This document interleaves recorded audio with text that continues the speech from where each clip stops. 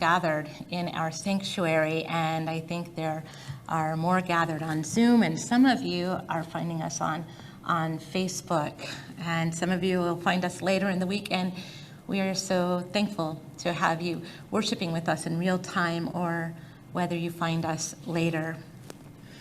My name is Cathy Law, and I have the privilege of serving as the pastor of this incredibly resilient faith community, United Church in University Place. For the gifts of the community gathered here in this space and from our homes, for the spirit that continues to call us together, we give thanks to God. Friends in Christ, God is love. All the time. And all the time. Our worship theme for September is travel as a spiritual act. For these 4 weeks, we are cultivating a traveler's mindset, expanding our horizons, our understanding, and our love for the world and its people. Today, we are focusing on the spiritual practice of pilgrimage in place, right where we are, abiding in God's love for us, wherever our journey takes us.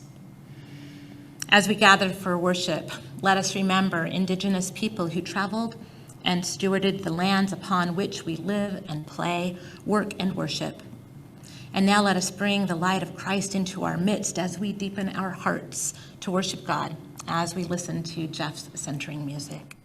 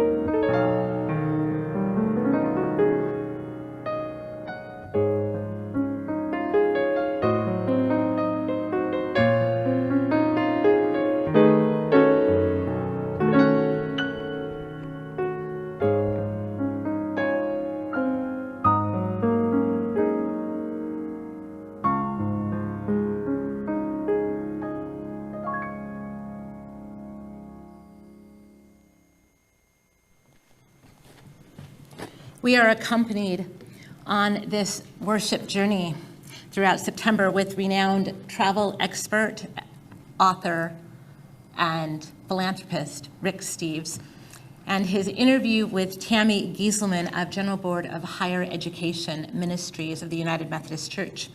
In this video clip that we're about to see, Rick Steves talks about finding spirituality wherever we are in our travels. Let us watch.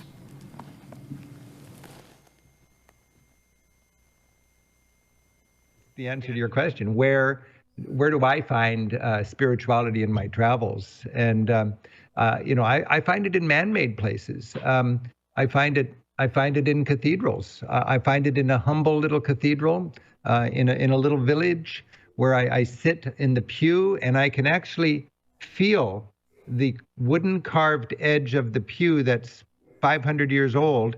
And I can feel the grooves made by the leashes of the shepherds that tied their dog to that pew every Sunday 300 years ago. because that's a little region where every parishioner would have had sheep because it was in the Cotswold villages of England. You feel the continuity. You look at the list of pastors in that church, and it goes back 400 years unbroken. You look at the light streaming through those windows. You look at the solitary senior citizen sitting alone and praying in the front pew on a Thursday morning. You just feel that richness. That's a humble church. And then I just love going into the grandiose churches. And I think Protestants are generally a little bit, skeptical about all that gold leaf and all those pudgy-winged babies and so on. But I've learned that if I can park my Protestant sword at the door when I go to St. Peter's Basilica and go in there, not as an angry Lutheran, but as a temporary Roman Catholic, it's a glorious experience. And for me, St. Peter's Basilica, the most beautiful and breathtaking church on earth, is a mark of people's love of God and all that they want to do to glorify God. And sometimes, you might say, well, there's better ways to glorify God than to lavish all sorts of mosaics on the wall. But I'm not going to be critical about that. I'm just going to say, this is gorgeous and I can get it. So there's lots of ways that you can see how people have praised God, and I'm inspired by that. Music, Martin Luther liked to say, I think he didn't originate this, but he liked to say, when you sing, you pray double. And music in my own faith walk has been really helpful. And I love the thought that for centuries, music has helped people get closer to God. And of course, when you feel the power of nature, you feel close to God. So for me, walking on top of an Alp, for me, stepping into a humble little church, for me, lighting a candle in a Greek Orthodox church, surrounded by incense. I was filming a show about Easter, and we just, in fact, it's going to be airing on public television all over the country for Easter every year. And thank goodness that year, the Greek Easter was 1 week after the Western Christian Easter, and the Greek Orthodox Easter. So we could film Easter in Rome, and we had another crew in Spain. And then the next week we were in Greece for that Easter Sunday. But the priest there asked me, "Do you appreciate incense?" And he wanted me to understand the importance of incense in a Greek Orthodox style. And I said, no, tell me about it. And he said, it's a very important part of the recipe for the Mass. And they'll have a different incense at different places in the Mass. And this incense floats like a ethereal sea around the altar. And it contributes to the atmosphere. And I thought, wow, I've been for decades worshiping in churches, and it never occurred to me that incense could accentuate the mood and the thoughtfulness and the emotion of it. And I just love traveling and being reminded we can never run out of ways to broaden our understanding of our faith, and we can never run out of ways to get closer to God.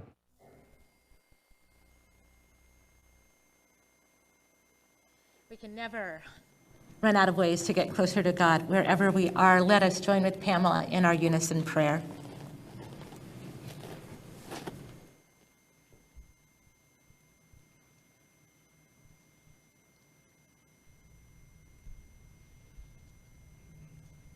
May your trails be crooked, winding, lonesome, dangerous, leading to the most amazing view.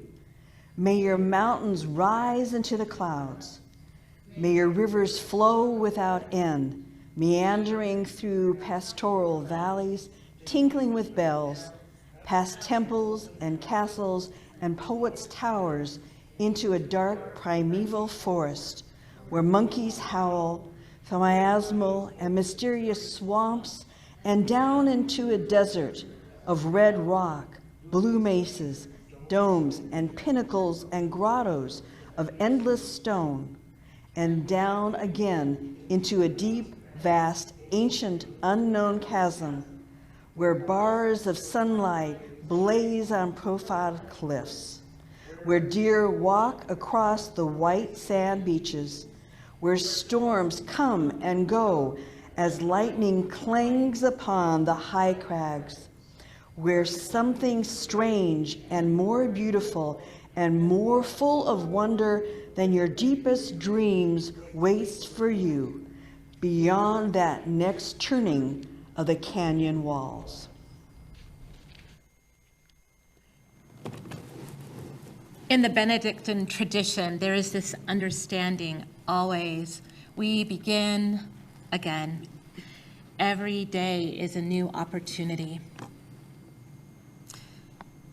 This hymn that we are going to sing, written by Brian Wren, echoes that every day is an opportunity for new beginnings and an affirmation of hope that Christ is alive and goes before